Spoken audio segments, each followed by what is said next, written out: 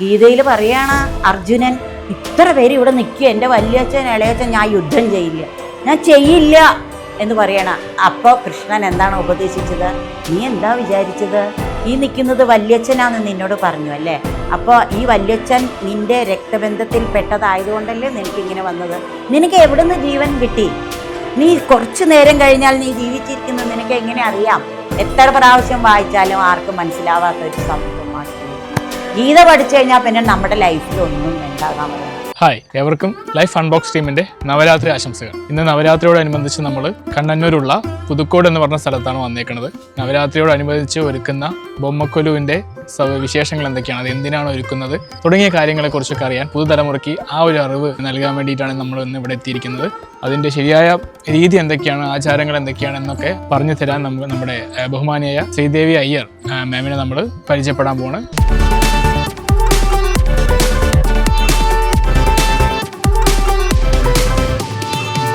നമസ്കാരം. നവരാത്രി ബൊമ്മക്കൊലുവിനെ കുറിച്ചാണ് ഇപ്പോൾ പറയാം എന്ന് ഉദ്ദേശിക്കുന്നത്. എന്താണ് ബൊമ്മക്കൊലു എന്നുള്ളതൊന്ന് ചെറുതായിട്ട് പറയാം. എന്താണ് നവരാത്രി? 9 ദിവസം ദേവിയുടെ വളരെ പ്രധാനപ്പെട്ട ദിവസമാണ് നവരാത്രി എന്ന് നമുക്ക് എല്ലാവർക്കും അറിയാം. എന്താണ് ഈ 9 ദിവസം?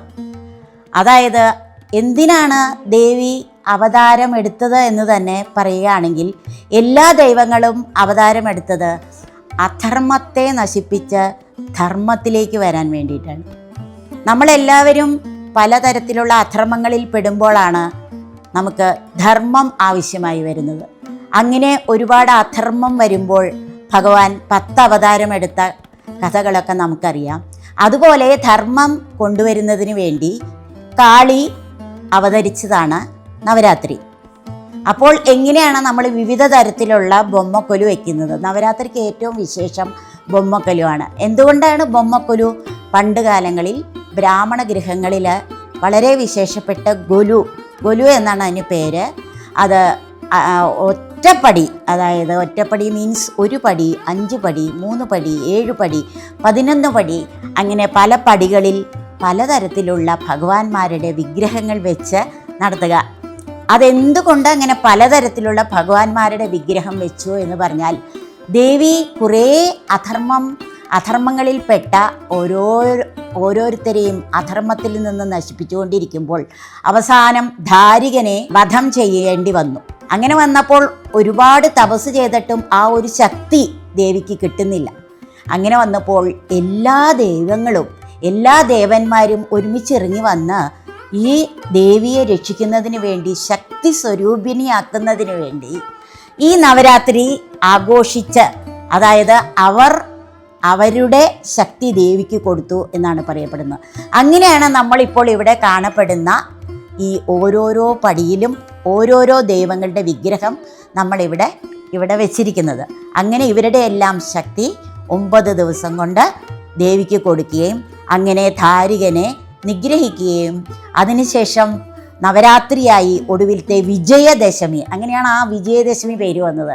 വിജയത്തിലേക്ക്, നമ്മളെല്ലാവരെയും വിജയത്തിലേക്ക് നയിച്ചു കൊണ്ടുവന്നു എന്നാണ് പറയപ്പെടുന്നത്. ഇനി നമുക്ക് ഓരോ പടികളിലും എങ്ങനെയാണ് വെക്കേണ്ടത് എന്നും അതിൻ്റെ ഒരു നിയമങ്ങളുണ്ട്. ആ നിയമങ്ങളും നമുക്കൊന്ന് കാണാം. ഇതിപ്പോൾ ഞങ്ങളുടെ വീട്ടിൽ വെച്ചിരിക്കുന്ന ബൊമ്മക്കൊലുവാണ്. എങ്ങനെയാണ് ഇതിൻ്റെ നിയമങ്ങൾ എന്നാന്ന് ചെറുതായിട്ട് പറയാം. ഇവിടെ നമ്മൾ ആദ്യമായിട്ട് തിരുപ്പതി ഭഗവാന്റെ വിഗ്രഹമാണ് ഇവിടെ വെച്ചിരിക്കുന്നത്. അതായത് ഏറ്റവും അവതാരങ്ങൾ 10 അവതാരം എടുത്ത ഭഗവാൻ ആരാണ്? ഈ തിരുപ്പതി ഭഗവാനാണ്. അതിനുശേഷം നമ്മൾ നടുവിൽ കാശി വിശ്വനാഥനെയും വെച്ചിട്ടുണ്ട്. ഒരു ജ്യോതി എന്ന് വിശ്വസിക്കുന്നുണ്ട് നമ്മളിൽ ഒരുപാട് ഭക്തന്മാർ അല്ലേ? ആ ഒരു ജ്യോതിയാണ് ഏറ്റവും ഉയരത്തിൽ നമ്മൾ വെച്ചിരിക്കുന്നത്. പിന്നീട് ഏറ്റവും വെക്കുന്നതിനുള്ള നിയമം ഈ ഭഗവാൻ തിരുപ്പതി ഭഗവാനാണ്. ഈ ഭഗവാൻ മഹാകാളിയെ വെച്ചിട്ടുണ്ട്. ആദ്യമായി തന്നെ നമ്മൾ ഈ ഗണപതി വിഗ്രഹം വെക്കും. അതിനുശേഷം ഒരു ചെറിയ പൂജ കഴിഞ്ഞ ശേഷം ഇതാണ് നമ്മുടെ തറവാട്ട് ദൈവം എന്ന് പറയുന്നത്. പാരമ്പര്യമായിട്ട് ഈ ബ്രാഹ്മണ ഗൃഹങ്ങളിൽ അവരുടെ അച്ഛൻ്റെയും അമ്മയുടെയും കൈകൾ കൊണ്ട് കല്യാണം കഴിഞ്ഞ് പോകുമ്പോൾ തന്നെ കൊടുക്കുന്ന വിഗ്രഹം, ഇതിനെ മരപ്പാച്ചി എന്നാണ് പറയുന്നത്. അതായത് ഇതിൽ നിന്നാണ് നമ്മൾ തുടങ്ങുന്നത്. ഈ 2 വിഗ്രഹം വെച്ചാൽ തന്നെ അതീവ ശക്തമാണ്. അതായത് നമ്മൾ നാട്ടിലൊക്കെ നമ്മൾ പറയുകയാണെങ്കിൽ നമ്മുടെ കേരളത്തിൽ ഓണത്തപ്പനെയൊക്കെ വെക്കുന്നത് പോലെയുള്ള ഒരു ആചാരമാണ് ബ്രാഹ്മണ ഗൃഹങ്ങളിൽ മരപ്പാച്ചി. അപ്പോൾ ഇത് വെച്ച ശേഷം ഗണപതി പൂജയും ചെയ്ത ശേഷമാണ് നമ്മൾ ഈ വിഗ്രഹങ്ങൾ വെക്കുന്നത്. അങ്ങനെ നമ്മൾ ആദ്യം തിരുപ്പതി ഭഗവാനിൽ നിന്ന് നമ്മൾ തുടങ്ങി, നടുവിൽ ഭഗവാൻ ഈശ്വരൻ ശിവൻ ഭഗവാനെ വെച്ച് തുടങ്ങി. അതിനുശേഷം 10 അവതാരമാണ് ഇവിടെ കാണുന്നത്. ഭഗവാന്റെ 10 അവതാരങ്ങൾ, മത്സ്യകൂർമ്മ, വരാഹ, നരസിംഹ, വാമനൻ, അങ്ങനെ 10 അവതാരവും നമ്മൾ രണ്ടാമത്തെ പടിയിൽ വെച്ചിരിക്കുകയാണ്. അതിനുശേഷം ലക്ഷ്മി ദേവിനെ വെച്ചിരിക്കുകയാണ്, അഷ്ടലക്ഷ്മികളെ നമ്മൾ വെച്ചിരിക്കുകയാണ്. ഇതിനെല്ലാം ഇങ്ങനെ ഈ നിയമപ്പടിയാണ് നമ്മൾ വെക്കുന്നത്. പിന്നീട് നമ്മളുടെ അടുത്തുള്ള വിഗ്രഹങ്ങൾ ഏതാണോ അതനുസരിച്ച് നമ്മൾ സെറ്റ് ചെയ്യാം. ഇതായത് അമ്പിളിയമ്മാവനിൽ ഇരിക്കുന്ന ഒരു കൃഷ്ണ വിഗ്രഹമാണ്. അതായത് കൃഷ്ണൻ ഒരുപാട് നമ്മളെ സന്തോഷിപ്പിക്കുന്ന ആളാണ് അല്ലേ. പലതരത്തിലുള്ള ലീലകളൊക്കെ ചെയ്ത് നമ്മളെ ഒരുപാട് സന്തോഷിപ്പിക്കും. അങ്ങനെ ഈ നിലാവിൽ, അതായത് ചന്ദ്രനിൽ ഇരിക്കുമ്പോൾ പെട്ടെന്ന് മറഞ്ഞു പോവുകയും പിന്നീട് കാണുകയും ചെയ്യുമ്പോൾ ആ നർത്തകിമാർ, ഗോപസ്ത്രീകൾ നൃത്തം ചെയ്യുന്നു എന്നാണ് ഈ ബൊമ്മകൾ കൊണ്ട് നമ്മൾ ഉദ്ദേശിക്കുന്നത്. അതിനുശേഷം ഇവിടെ അറുപടൈ വീട്, മുരുകൻ്റെ 6 കുഞ്ഞുങ്ങളാണ്. അറുപടൈ വീട് വളരെ വിശേഷമാണല്ലോ, എല്ലാവർക്കും അറിയാവുന്ന മുരുകൻ്റെ 6 അവതാരമാണിത്. 6 സ്ഥലത്ത് നമ്മൾ അറുപടൈ വീട് കണ്ടിട്ടുണ്ട്.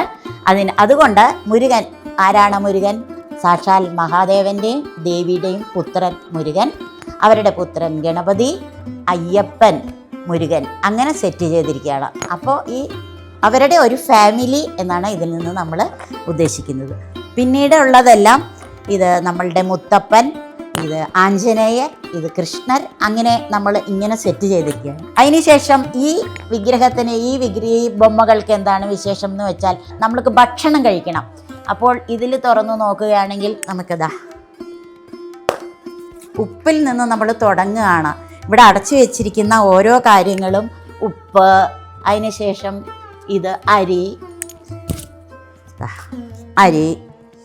അങ്ങനെ ഉള്ള ഭക്ഷണ പദാർത്ഥങ്ങൾ, അതിൽ ശർക്കര, അതിൽ മഞ്ഞപ്പൊടി, അങ്ങനെയുള്ള എല്ലാം നമുക്ക് സമ്പൽ സമൃദ്ധം, നമ്മൾ പൂർണ്ണതയിലെത്തണം അല്ലേ. അതിനുവേണ്ടി സമ്പത്തും ഐശ്വര്യവും ആയി സമ്പൽ സമൃദ്ധമായിരിക്കുന്നതിന് വേണ്ടിയിട്ട് ഇവർ നമുക്ക് എല്ലാം തരും എന്ന് നമ്മൾ വിശ്വസിച്ചുകൊണ്ട് ഇതും കൂടി വെച്ചിട്ടാണ് പിന്നീടുള്ള ഡെക്കറേഷൻസ് എന്ത് വേണമെങ്കിലും നമുക്ക് നവരാത്രിയിൽ ചെയ്യാം. ഇത്രയും നമ്മൾക്ക് നിർബന്ധമായും ചെയ്തിരിക്കണം. ഇതാണ് നവരാത്രി കൊണ്ട് ഉദ്ദേശിക്കുന്നത്. ബൊമ്മക്കൊലുവിൻ്റെ ഒരു ചെറിയതായിട്ട് ഞാനൊന്ന് പറഞ്ഞതാണ്. ഒരുപാട് ബൊമ്മകളുണ്ടെങ്കിൽ അതിനെക്കുറിച്ച് നമുക്ക് പറയാം. പക്ഷേ 5, 3, 1, പിന്നീട് 11, 17, 15 ഇങ്ങനെ എത്ര വേണമെങ്കിലും വെക്കാം. ഒറ്റ സംഖ്യയിൽ നമുക്ക് ഈ പടികൾ തയ്യാറാക്കണം. അതിനുശേഷം 9 ദിവസവും നമ്മൾ പ്രാർത്ഥിക്കണം. 3 നേരവും ഇവർക്ക് നൈവേദ്യം കൊടുക്കണം. ഇതെല്ലാം ഈ കൊലുവിൻ്റെ ഒരു ആചാരമാണ്. ഈ 9ാമത്തെ നാളത്തെ സരസ്വതി പൂജയോടുകൂടി ഇത് അവസാനിക്കുകയും അതിനുശേഷം ഈ ബൊമ്മകളെ പതുക്കെ ഒന്ന് ചരിച്ചു വയ്ക്കും. എന്തിനു വേണ്ടിയിട്ടാണെന്ന് വെച്ചാൽ പിന്നീട് നമുക്ക് എല്ലാ ദിവസവും ഇവരെ ഭക്ഷണം കൊടുക്കുകയും ഇവരെ പൂജ ചെയ്യാൻ സാധിക്കാത്തത് കൊണ്ട് അവരെ ഒന്ന് ചരിച്ച് കിടത്തി ആലത്തിയൊക്കെ എടുത്ത് അവരെ പറഞ്ഞു വിട്ട് നമ്മുടെ വീടിനെ അടുത്ത വർഷത്തേക്ക് വരാൻ ഉള്ള ഒരു ചെറിയ വരവേൽപ്പും ഉണ്ടാക്കിയ ശേഷം നമ്മളുടെ ഈ 9 ദിവസം നവരാത്രി ഇവിടെ പൂർണ്ണമാകുന്നു. 10ാം ദിവസം വിജയദശമിയിലേക്ക് കിടക്കുകയാണ്. എന്താണ് വിജയം? ദേവി വിജയിച്ചിരിക്കുകയാണ് അല്ലേ.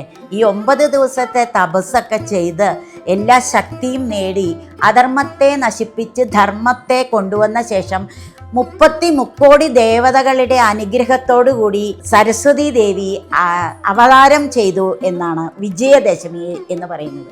അങ്ങനെയുള്ള ആ വിജയദശമി ദിവസം ആ അവതാരത്തിന് എന്താണ് പ്രാധാന്യം എന്ന് വെച്ചാൽ വിദ്യ. ഏറ്റവും നമുക്ക് വേണ്ട അത്യാവശ്യമായ കാര്യമാണ് വിദ്യ.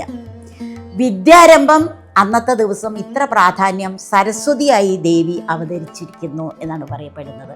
അത് മൂകാംബിക പോലുള്ള പല ക്ഷേത്രങ്ങളിലും വളരെയധികം വിശേഷം അതുകൊണ്ടാണ്.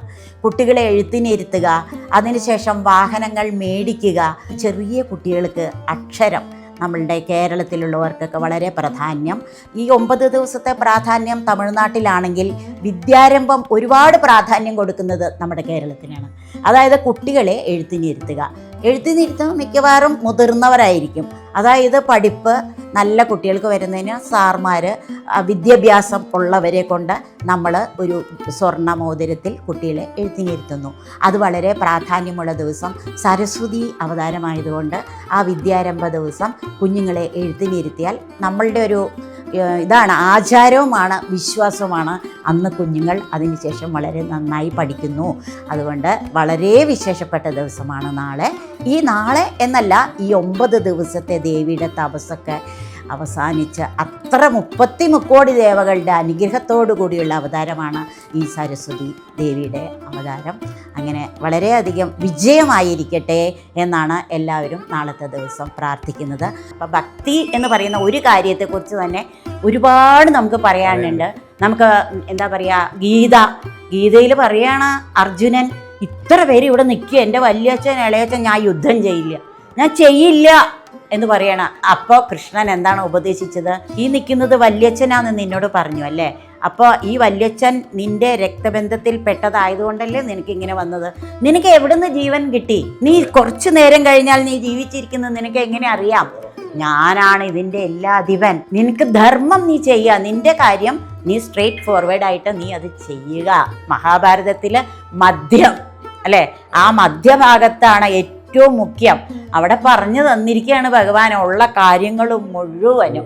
എത്ര പ്രാവശ്യം വായിച്ചാലും ആർക്കും മനസ്സിലാവാത്തൊരു സംഭവമാണ് ഗീത പഠിച്ചു കഴിഞ്ഞാൽ പിന്നെ നമ്മുടെ ലൈഫിൽ ഒന്നും വേണ്ട എന്നാ പറയണത്. അത്രയധികം സത്താണ് ഗീത. അപ്പോൾ എല്ലാവർക്കും നവരാത്രി സ്പെഷ്യൽ വീഡിയോ ഇഷ്ടപ്പെട്ടു എന്ന് വിചാരിക്കണം. ഇത്തരം വീഡിയോ കാണാനായിട്ട് ഞങ്ങളുടെ ചാനൽ സബ്സ്ക്രൈബ് ചെയ്യുക, ഷെയർ ചെയ്യുക, അതുപോലെ ബെൽ ബട്ടൺ ക്ലിക്ക് ചെയ്യുക.